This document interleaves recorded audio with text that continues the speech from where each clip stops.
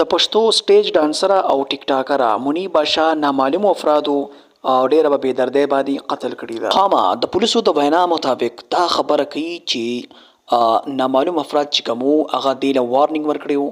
دا یې ورته ویلي وو چې ته پښتو سټیج ډانسونه دا پرېږده او ټیک ټاک هم پرېږده، دې نه پرېښودو. د هغې نه پاس دا ډیره په بېدردۍ باندې قتل شوه. خامہ تاسو ته که معلومه وي د دې بله خور وه هغه هم ډیره په بېدردۍ قتل شوې وه. هغه په څه وجه قتل شوې وه چې هغه به د هلکانو سره یارانې دوستانې وې. د پېښور بې مقامي سټیج ډانسر منیبه شاه پېښور تانا مچنی गेट के हदूद ring road पर नामालूम अपराध ने मारूफ स्टेज डांसर मुनीबा शाह को फायरिंग करके कत्ल कर दिया. मुनीबा शाह रिक्शे में सवार होकर रिंग रोड जा रही थी कि रास्ते में नामालूम अपराध ने रिक्शा रोक कर फायर कर दिया. मुनीबा शाह मुतअद्दिद गोलियां लगने से मौका पर जा बहक, जबकि रिक्शे ड्राइवर शदीद जख्मी हो गए हैं.